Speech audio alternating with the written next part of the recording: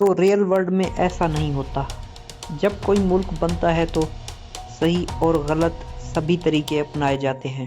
یہ جو ایگریمنٹ تھا اس کا یہ مطلب نہیں تھا کہ کشمیر انڈیا کا پارٹ بن جائے گا۔ جب جنگ ہوئی تو یہ بھی پاسبل تھا کہ انڈیا کی فوج میں جو مسلم تھے وہ پاکستان کو سپورٹ کریں۔ آج تک پاکستان کشمیر کو نہیں بھولا۔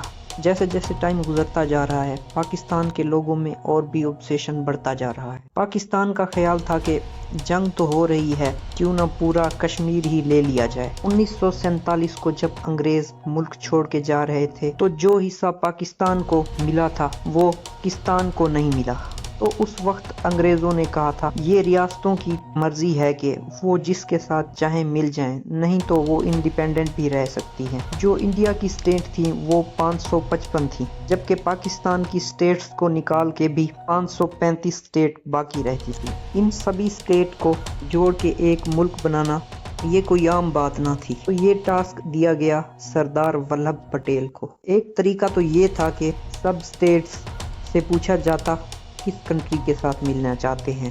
تو ایک طریقہ یہ تھا کہ سب سٹیٹ سے پوچھا جاتا کہ وہ کسی سٹیٹس کے ساتھ ملنا چاہتے ہیں، ٹھیک ہے، نہیں تو وہ آزاد بھی رہ سکتے ہیں۔ مگر ریئل ورلڈ میں ایسا کہاں ہوتا ہے۔ تو جو چھوٹی سٹیٹ تھیں ان کو سب پتا تھا کہ کیا ہو سکتا ہے۔ انہوں نے لڑائیاں دیکھی ہوئی تھی، ان کو معلوم تھا کہ ہمیں تو ویسے ہی ختم کر دیا جائے گا، اسی لیے انہوں نے انڈیا کے ساتھ ملنے کی حامی بھر لی۔ تو باقی جو سٹیٹس رہتی تھیں کسی کو پیار سے منایا گیا اور کسی کو ڈرایا گیا۔ جو سٹیٹ پاکستان اور انڈیا سے ملی ان سے ایک اسیشن لکھوایا گیا جس کو راضی نامہ بھی کہہ سکتے ہیں۔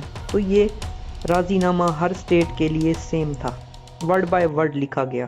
انڈیا کے پٹیل صاحب نے کافی چالاکی سے سبھی سٹیٹ کو ارینج کیا، مگر آ کے بات خراب ہوئی 3 سٹیٹس میں، حیدرآباد، کشمیر اور جوناگڑھ۔ جوناگڑھ کی جو آبادی تھی وہ ہندو تھی اور وہاں کا جو راجا تھا وہ مسلم تھا۔ اب بالکل یہ دل نہیں تھا کہ وہ ہندوستان کے ساتھ جا کر ملے۔ پاکستان کے ساتھ ٹریٹی سائن کر لی اس نے۔ اس وقت جوناگڑھ میں لڑائی شروع ہوئی اور وہاں کے نواب نے اپنی ریاست چھوڑ دی اور پاکستان چلا گیا۔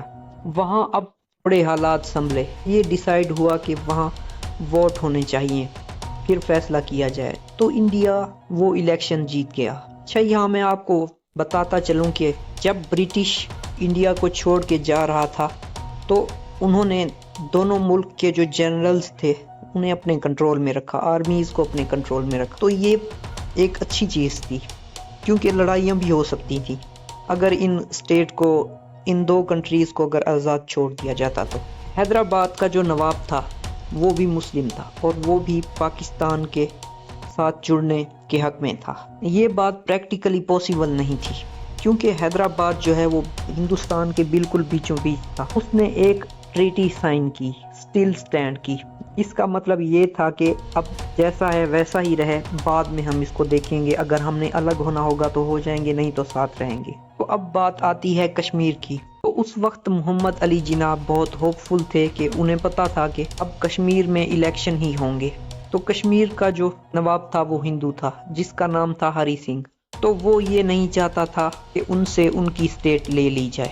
ہری سنگھ اگر وہ پاکستان کے ساتھ ملتا تو پاکستان ایک مسلم کنٹری تھی تو وہاں وہ نواب نہیں رہ سکتا تھا زیادہ عرصے کے لیے۔ تو اگر وہ انڈیا سے ملتے تو نہرو لوگوں کی رائے کو اہم مانتے تھے، وہاں الیکشن ہوتا اور سٹیٹ اس کے ہاتھ سے چلی جاتی۔ اب پاکستان کسی حال میں کشمیر کو کھونا نہیں چاہتا تھا کیونکہ کشمیر میں اکثر جو آبادی تھی وہ مسلمز کی تھی، مگر ایسا نہ ہو سکا کیونکہ بات یہ تھی کہ پاکستان کی جو آرمی تھی وہ سٹل انگریزوں کے پاس تھی۔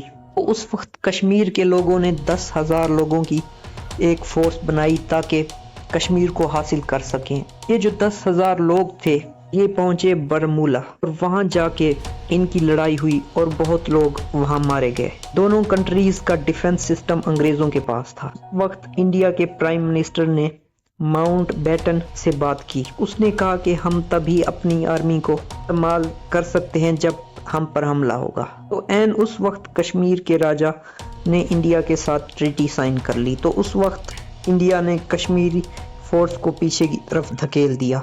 تو اس وقت پاکستان نے لارڈ ماؤنٹ بیٹن سے کہا کہ ہمیں انڈیا پر حملہ کرنا چاہیے۔ اس وقت قائد اعظم نے वक्त कायद आज़म मोहम्मद अली जिन्ना ने कहा कि जूनागढ़ और हैदराबाद में भी वोटिंग हुई थी, लिहाजा कश्मीर तो बात गई यूनाइटेड नेशंस में। तो उन्होंने कहा दोनों कंट्रीज अपनी आर्मी कश्मीर से हटा लें। तो जहाँ पे बात ख़त्म हुई थी उसे LOC कहते हैं, यानी कि लाइन ऑफ कंट्रोल। आधा कश्मीर इंडिया का हो गया तब और आधा कश्मीर हो गया भारत का। तो अब तक ये मसला चल रहा है। उम्मीद करता हूँ कि आपको ये वीडियो पसंद आई होगी।